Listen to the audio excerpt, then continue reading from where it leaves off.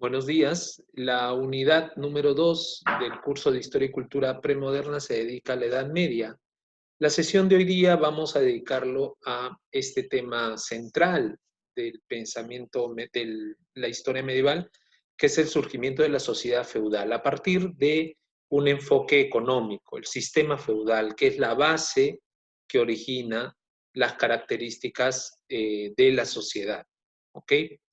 Entonces, para esto, lo primero que tenemos que recordar es que conceptualmente la Edad Media se caracteriza por un sistema económico, y ese sistema económico es el feudalismo.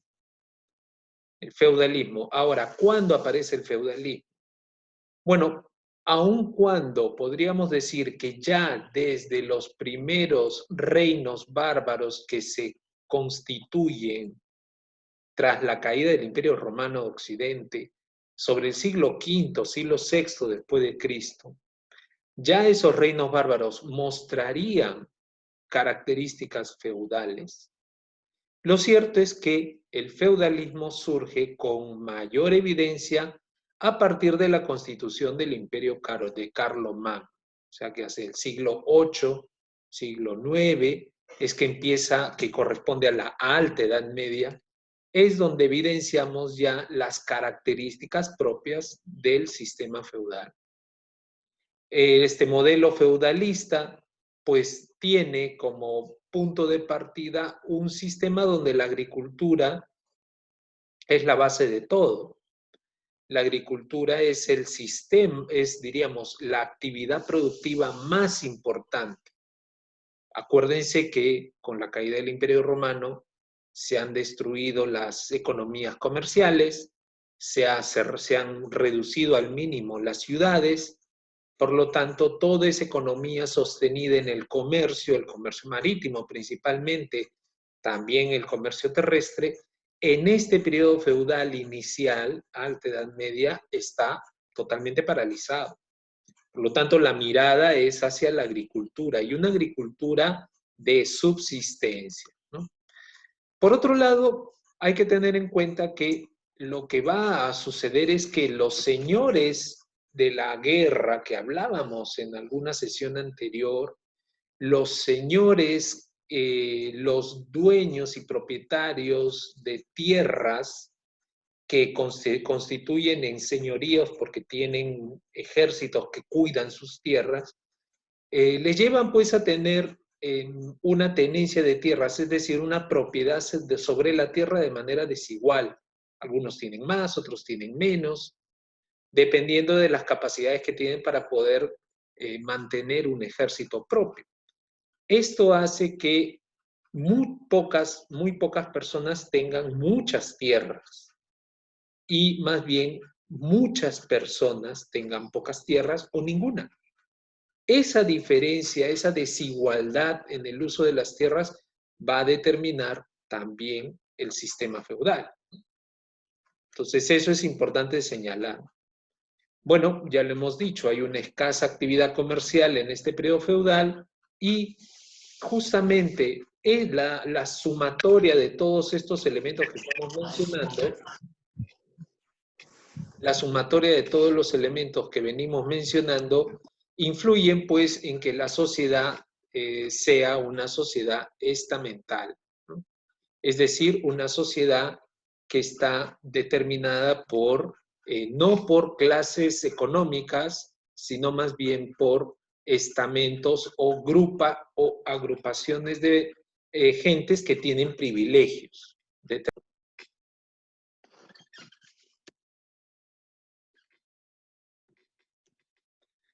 Por lo tanto, otro aspecto que va a tener esta sociedad que es estamental es su inmovilismo social, ¿no? Y eso es una característica que vamos a observar como propia del sistema feudal. El inmovilismo social significa que debido a que estamos planteando privilegios como elemento diferenciador entre uno y otro grupo, son los privilegios no se pueden comprar, no se pueden adquirir. Los privilegios se obtienen desde el nacimiento. Por lo tanto, eso lleva a que la gente que ha nacido con privilegios, pues tenga privilegios. Y las que no tienen privilegios no puedan acceder a los privilegios por más que hagan actos heroicos o ganen mucho dinero. Cualquiera de esos motivos les lleva a que no tengan privilegios, ¿no? Entonces eso hace o determina pues que hay un inmovilismo social. Ahora, características del sistema feudal, vamos a ver esos 4 puntos en estas 2 sesiones, no solo hoy día, ¿no? Hoy día vamos a centrarnos en el punto de la economía, ¿ok? Y veremos algo de la sociedad, ¿no? En la economía, lo primero que hay que señalar como característica principal es la sustitución del modelo económico. La sustitución del modelo económico que había predominado en el mundo antiguo era el esclavismo. Ya hemos hablado mucho sobre este tema. En el sistema feudal no existe el esclavismo, no hay esclavismo porque es una sociedad cristiana. Eso no significa que haya un sistema donde unos pocos van a tener el concentrar el poder y otros muchos van a estar sometidos a ese poder. Eso va a existir, ¿no? Esa diferencia social, esa desigualdad existe. La diferencia está en que no hay, diría, hay respeto por la vida, hay dignidad por la vida, aunque evidentemente desde nuestra perspectiva actual podríamos decir que los trataban mal, ¿ok? Pienso yo que podría ser demasiado rápida esa conclusión. Creo que hay que estudiar primero las características del sistema feudal para poder tener un juicio al respecto.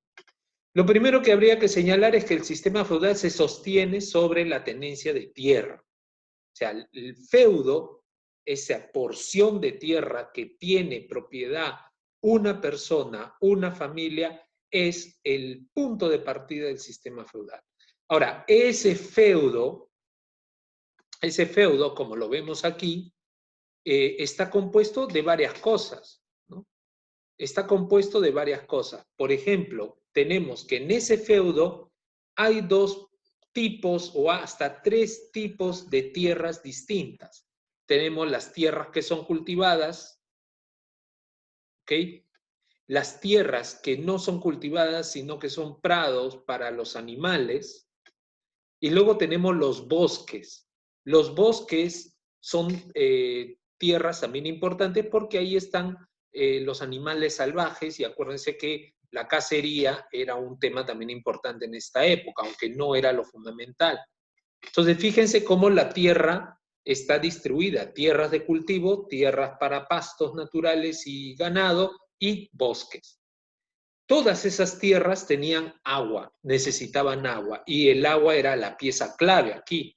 Los señores los señores feudales dominaban entradas de agua y las utilizaban, ¿ok? Ahora, dentro de la tierra, conformando parte de ella, también habían pequeñas aldeas o villas en donde vivían los villanos, es decir, los campesinos. Las villas no eran ciudades, las villas no eran, diríamos, independientes, eran pueblos, eran pequeños pueblos que estaban dentro de las tierras del señor feudal y por lo tanto le debían al señor feudal su lealtad. Eran como parte de la tierra del señor feudal. Y el señor feudal determinaba si accedían o no, quiénes podían acceder a esas tierras, eran sus tierras, él decidía. Por lo tanto, ahí hay un elemento clave. El elemento clave es que el campesino estaba pegado a esa tierra, estaba sometido a esa tierra y además estaba vinculado con el señor feudal por un pacto de servidumbre, porque el campesino era siervo del señor feudal y a cambio de que pudiera vivir en esa ciudad, en esa villa, a cambio de que pudiera tener familia en esa villa, tenía que trabajar para el señor feudal, que aquí lo vemos viendo todas sus tierras desde su castillo. ¿Ok? Entonces, hay que, en síntesis, pues señalar que cuando hablamos de feudo, estamos hablando de una porción de territorio. Una porción de territorio que hemos dicho que es una porción de territorio desigual. No hay una medida determinada. El feudo era el tamaño que le correspondía, que el señor feudal podía sostener o que recibía como regalo del rey. Hablaremos luego de eso, ¿no? Por lo tanto, el feudo era tierras del señor feudal. Era un señorío. Había un señor para esas tierras. Y a ese señor se le conocía como el señor de las tierras, el señor feudal, el señor del feudo. Además estaban las tierras de los villanos, es decir, una pequeña proporción de esas tierras eran para el cultivo de los villanos, para el cultivo de los campesinos propios. También estaban los recursos, el agua, los bosques y los animales que habían en él, ¿no? Y evidentemente estaban las ciudades y la parroquia, porque toda villa tenía su pequeña iglesia, tenía su pequeña parroquia con un sacerdote o un fraile que se encargaba de cuidar y pastorear a esa grey. El campesino entonces, que podía ser llamado villano o siervo, laboraba. Fíjense el término que se está utilizando, laboratore, laboraba. ¿Qué significa laborar? Hacerla producir.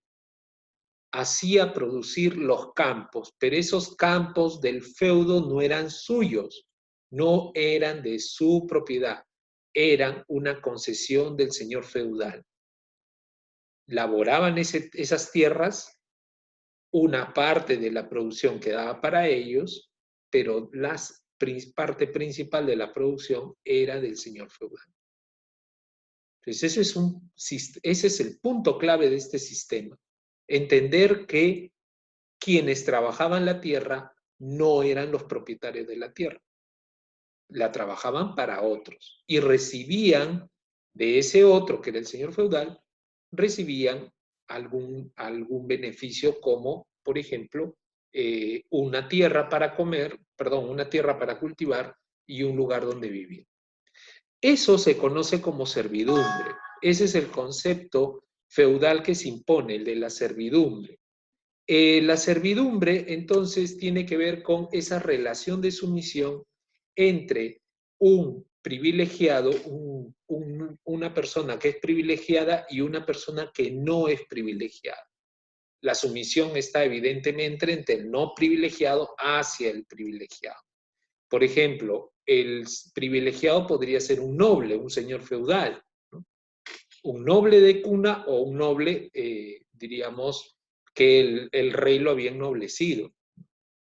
Y el no privilegiado, por lo general, era un campesino, que se pasaba a denominar siervo, siervo del señor feudal. Entonces, ellos entraban en un pacto, no es un pacto de vasallaje, es un pacto de servidumbre. El pacto de vasallaje no es este. Esto es un pacto de servidumbre. ¿Y qué características tenía?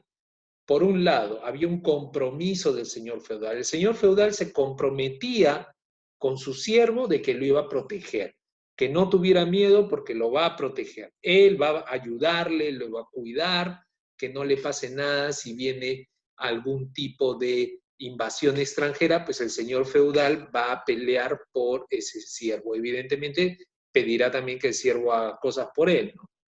También el señor feudal se compromete a darle permiso de trabajar una parte del feudo como medio de vida. O sea que el campesino recibe del señor feudal la autorización para trabajar las tierras, que no son suyas, y con ello ganarse un pan para la boca. Por lo tanto, la tierra que le entrega o que le entregaba el señor feudal al campesino se denominaba tierra en usufructo. Es decir, lo que produzco, una parte será para mí y otra parte será para el señor feudal. Es usufructo. Yo no soy propietario de esa tierra. Por lo tanto, un señor feudal molesto con un siervo podía votarlo y estaba en todo su derecho para votarlo porque el siervo había hecho un pacto con el señor feudal. De ahí que hay que entender que era una sociedad inmóvil, pues se dan cuenta cómo los siervos estaban atados a la tierra y no podían hacer ningún tipo de crecimiento, desarrollo, o siquiera decir, me voy de viaje y me voy a conocer otro lugar. No, tenías que quedarte atado a la tierra en donde vivías, porque así lo había decidido el señor feudal. Si te ibas, si se iba el siervo del feudo del señor feudal, perdía ese trato con el señor feudal. Y por lo tanto, se rompía el compromiso, el siervo tenía que dejar el lugar, ¿no? ¿Qué compromisos adquiría el siervo por su parte? En primer lugar, entregar una parte de la producción de las tierras trabajadas. De esas tierras usufructuadas se entregaba al señor anualmente como rentas señoriales. Ese es el concepto que se utiliza. La renta señorial es la entrega de una parte de las tierras que ha trabajado el siervo al señor feudal por el simple hecho de que le pertenecen al señor feudal. ¿Ok? Esto podía darse, bueno, esto se dio inicialmente en cosecha, o sea, inicialmente cuando no había moneda, los siervos entregaban parte de la cosecha, o sea, mandaban al señor feudal canastas con trigo, mandaban cerdos, mandaban vacas, mandaban cereal, trigo, avena, enviaban, qué sé yo, lechugas, sacos de tomates, sacos de puerros, ¿no? Todo eso lo mandaban al castillo del señor feudal. Y el señor feudal pues se encargaba de o utilizarlos o venderlos, ¿no? Pero por otro lado también, conforme fue monetarizándose la época, transformaron esas cosechas en moneda y empezaron a enviarle ya la parte de producción de las tierras en moneda. Eso cambia bastante el sistema feudal porque ya lo rompe, lo distorsiona, porque el sistema feudal ya no es un contrato por el uso de la tierra, sino que por el trabajo de la tierra, sino que se convierte en un contrato por el beneficio económico que pudiera generar la tierra. Y eso cambia el sistema. Ya no es igual. Pero eso sucederá más o menos al final del periodo medieval. Al principio sigue siendo básicamente cosecha.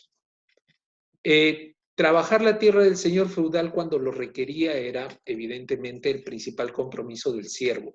Y hay una cosa también importante, obedecer la ley del señor feudal. No existían leyes en esta época, al menos en la época del feudalismo de la alta Edad Media, no habían leyes generales. Lo que había era la ley del señor feudal y que era la ley en su tierra. Por lo tanto, el señor feudal era juez y parte en sus tierras.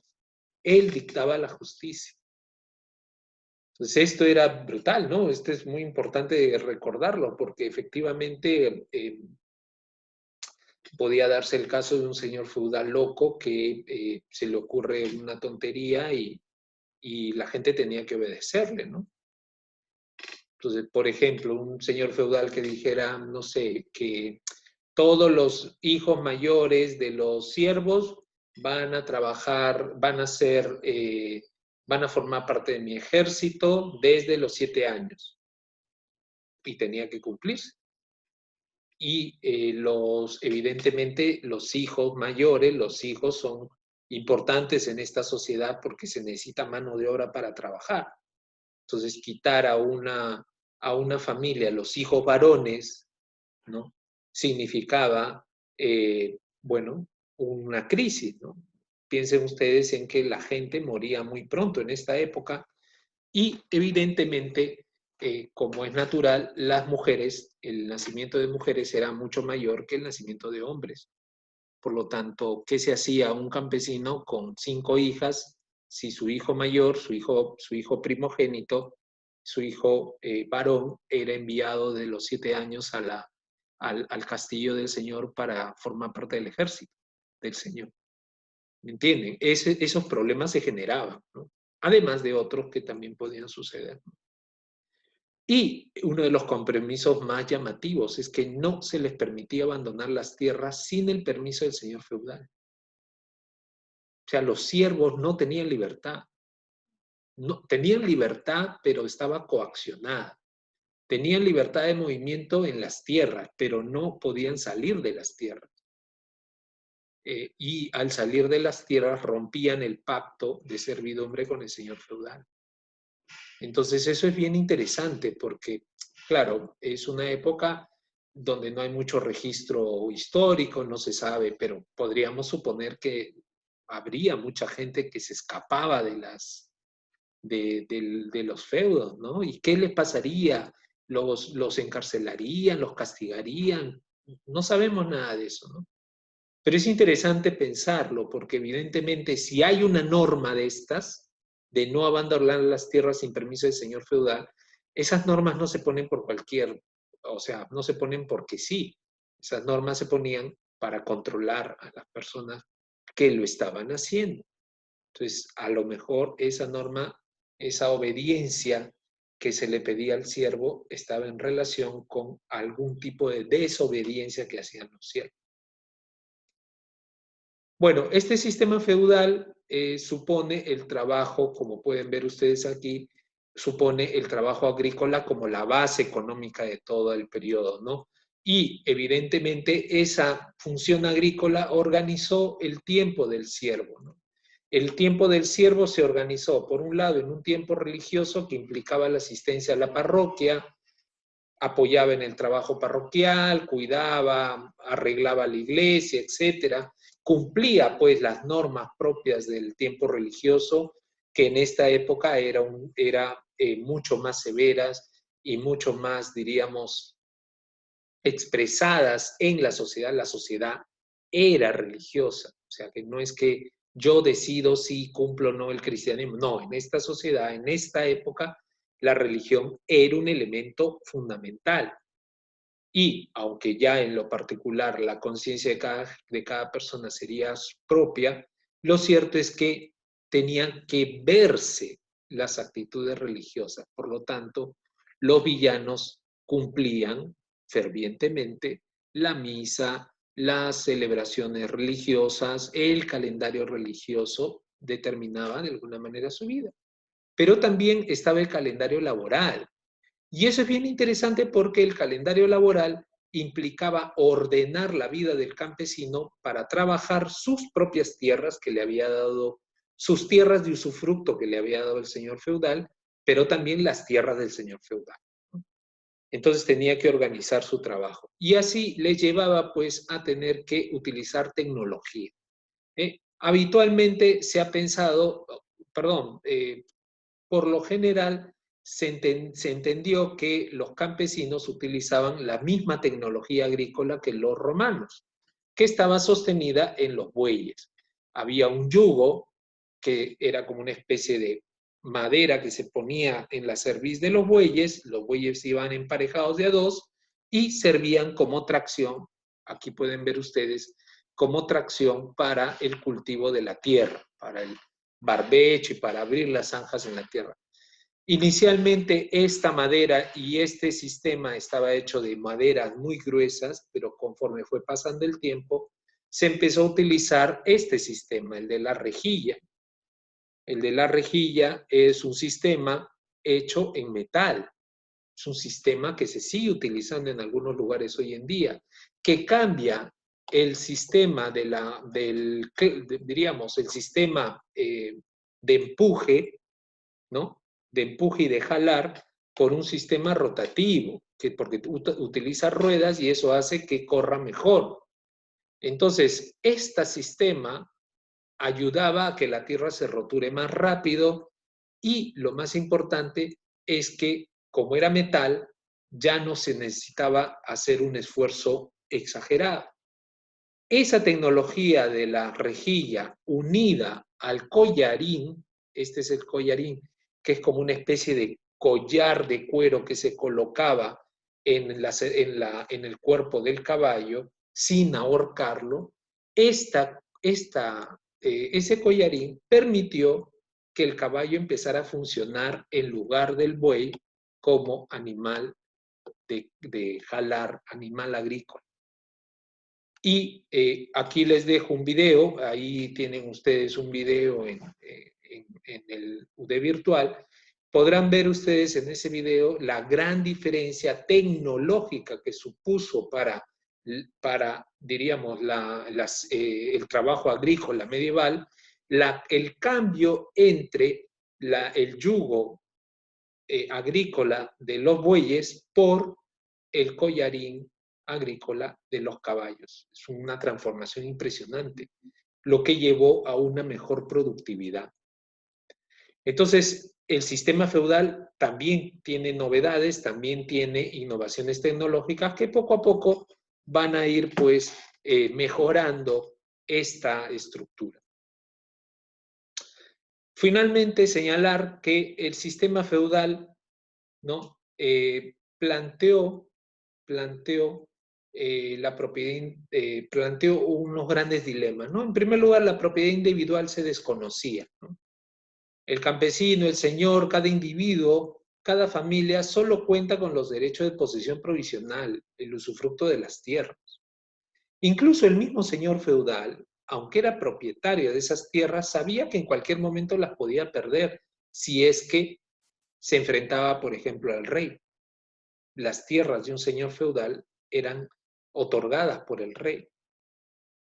Entonces sabía si podía suceder momentos en los que caía en desgracia un señor feudal, el rey lo sacaba y perdía todo. Esto es bien interesante porque, aunque no ha sucedido, no ha sucedido, pero habían reyes que se molestaban con sus señores feudales y les confiscaban todo. Todo, desde sus tierras, sus posesiones, todo.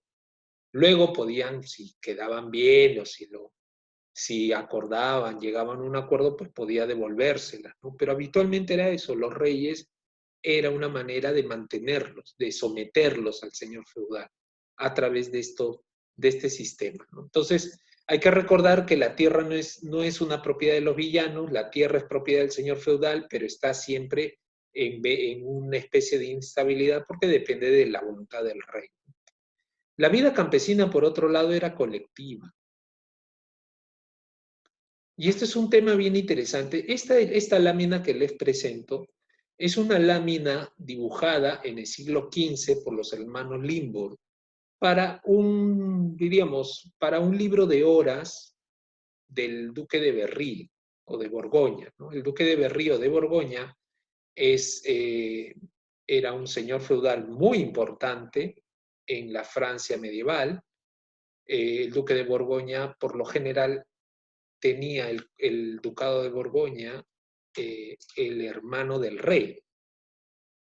O sea, inmediatamente eras el hermano del rey, pues te daban la propiedad del ducado de Borgoña. Si se moría el rey, pasabas a ser rey tú, ¿no? Pero eso es importante de señalarlo. Por lo tanto, el duque de Borgoña era un personaje muy importante. Como todos saben, Borgoña era una de las zonas donde más se cultivaba vino y por lo tanto era un lugar muy fértil, muy, muy rico. Bueno, en honor del duque de Borgoña, los hermanos Limburg hicieron un libro de horas. El libro de horas es un libro de rezos.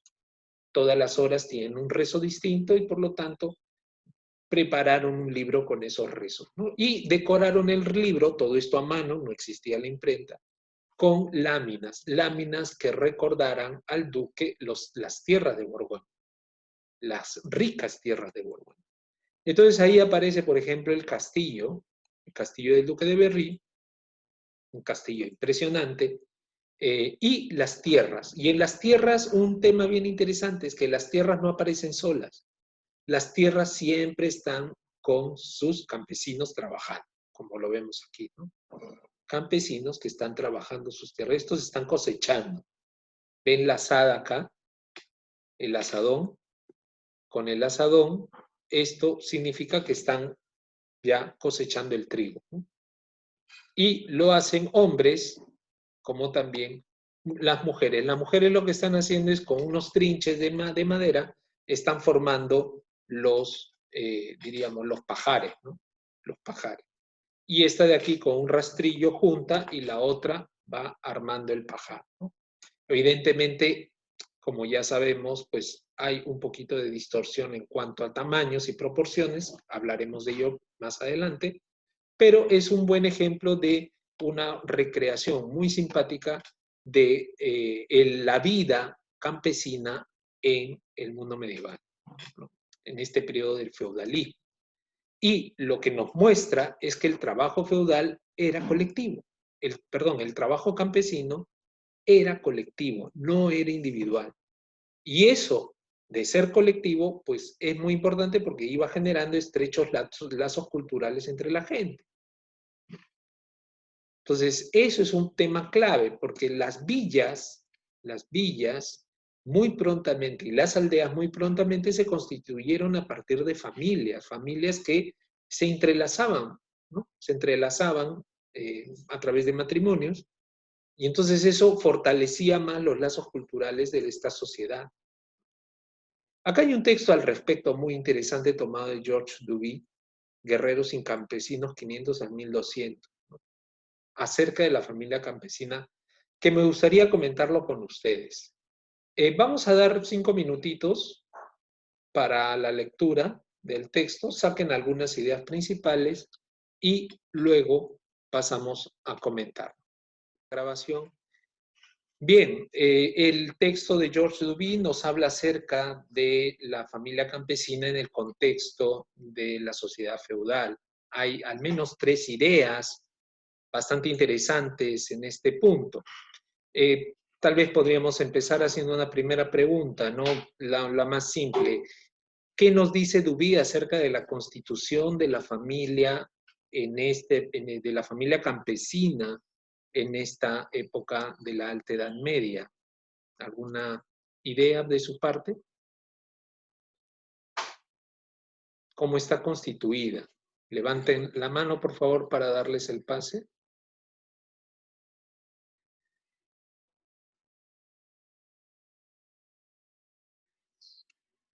Sí, Yared Carrera, te escuchamos. Buenos días. Profesor, buenos días. Usted dijo que la pregunta cuál era, cuál es la relación o qué vínculo es lo que el texto está diciendo con respecto a la familia, ¿cierto? La pregunta es muy simple. ¿Cómo está constituida la familia campesina en este periodo en este periodo feudal? Según el texto de George Duby. Está constituida el padre, la madre y los hijos, pues, ¿no? Y ellos están muy vinculados al pueblo, dependen de las instituciones públicas. Ok. Eh, bueno, ok. ¿Alguna otra respuesta que pueda complementar esto? Porque, gracias, Jared. Parece que te ha faltado un poquito más de entender la pregunta, ¿no? ¿Algo más? ¿Algún otro punto más? Por favor, no, insisto, no utilicen el chat porque no puedo abrir el chat. Levanten la mano. En la parte de abajo de su pantalla pueden ustedes ver que dice levantar la mano. Ese es el sistema que estamos utilizando. Acabo de mencionar que no utilicen el chat porque no puedo ver el chat. ¿Alguna otra persona? Gerardo Estrada, cuéntame. Bueno, profesor, he logrado, en este caso, desglosar del texto de que en esta familia campesina de los feudales solo estaban considerados las padres, las madres y los hijos, más no hermanos, tíos o este tipo de parentescos. En este caso, la familia campesina, según el texto que he leído, está constituida, como le había comentado, por los padres, la madre y los hijos. Bueno, pero está claro que no solamente eso, y eso es lo singular. Fíjense el último párrafo, dice, los hermanos o hermanas no casados forman a veces parte del grupo. Por lo tanto, es una familia nuclear de padres, madres, hijos, pero también los hermanos solteros de ambos lados. Es una familia extensiva. Y además, lo que sí señala ahí es que parece que no integraran el círculo familiar o el núcleo familiar, parientes más lejanos y los hijos casados. Hay que leer mejor el texto, ¿eh? No nos quedemos únicamente con la parte de arriba, hay que profundizar un poquito más. Fíjense lo que nos está diciendo Duville. Duville nos está diciendo que no bastaba la familia nuclear de padre, madre e hijos. Es la base, pero también esa familia está constituida por las personas que formaban parte de los círculos familiares que no estuvieran casadas. Caso, hermanos, hermanos no casados. En la medida que se casaban, salían del círculo porque iban a formar nuevos hogares y volvíamos a tener ese mismo sistema. De tal manera que sobrino, tío, nieto, esos no formaban parte del círculo familiar porque tenían sus propias viviendas, tenían sus propios hogares. Entonces, importante de señalarlo. ¿Por qué los hijos, por qué los hermanos o las hermanas no casados formaban parte de este grupo? Insisto nuevamente, por favor, creo que he sido bastante claro. No escriban por el chat, porque no puedo ver el chat. ¿Por qué los hermanos o las hermanas no casadas formaban parte de este grupo familiar?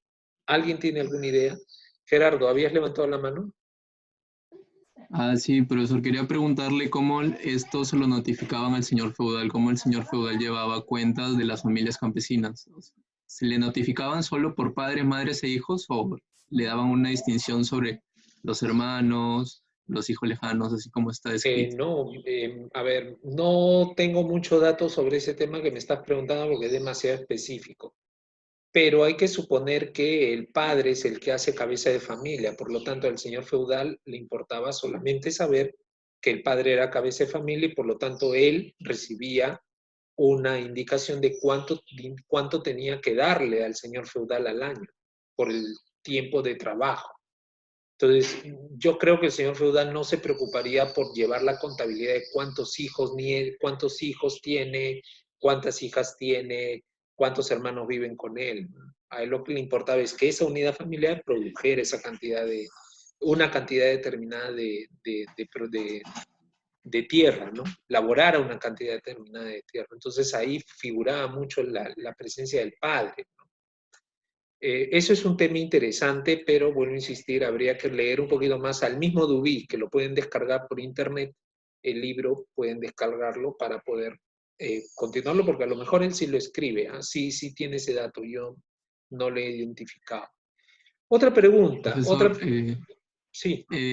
¿existían tal vez algún tipo de documentación o algún estilo de para llevar un registro de cuántas familias tenían a su cargo? No lo creo, ¿ah? Para las primeras épocas de la época de la Alta Edad Media lo dudo. Tal vez ya más adelante, siglo XII, XIII, XIV, donde diríamos, la escritura ya se ha extendido un poquito más, a lo mejor sí debe haber algún tipo de registro de censo o algo así. Pero en estas primeras épocas, siglo VIII, IX, VII, dudo mucho que se encuentren registros de este tipo de los que tú estás señalando, ¿no? Porque es un periodo donde no hay diríamos, no hay escritura, ¿no? No hay una escritura, diríamos, administrativa, no hay un aparato administrativo centralizador.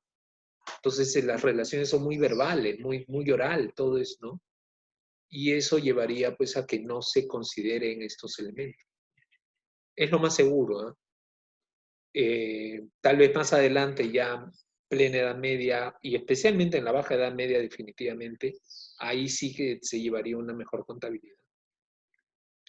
Bueno, otra pregunta que también sale de este texto muy importante es el concepto de pueblo. ¿Qué dice el texto de Dubí acerca del pueblo? ¿Qué pueden ustedes intuir más allá de lo que dice el texto? ¿Qué podríamos señalar como algo referido al pueblo? ¿Cuál es la visión que se tiene sobre el concepto de pueblo aquí?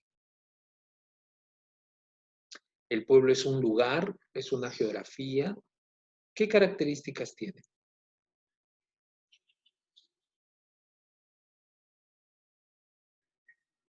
¿Mm? ¿Mm? ¿Alguna participación? El concepto de pueblo que se maneja aquí.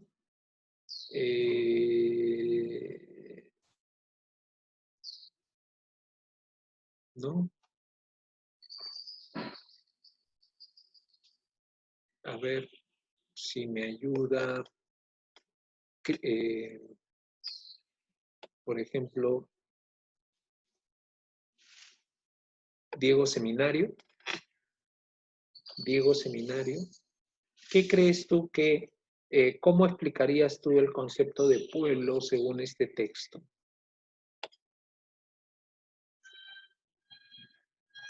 O, ¿mm?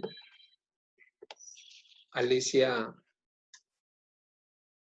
Gastelo, también la misma pregunta. ¿Cómo se debe entender el concepto de pueblo? ¿Qué nos dice el concepto de pueblo en este texto?